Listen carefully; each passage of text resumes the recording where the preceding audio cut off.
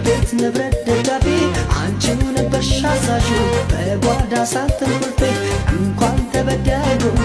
ጥቅም ሳያውቃቸው ለፍቅር ሲሉ የሚያልፉ በርግጥ በስዋም ናቸው የማዝነው ላንቺ ሄደሽ ለሸመትሽ የህሊናዳ ያጎረሰሽ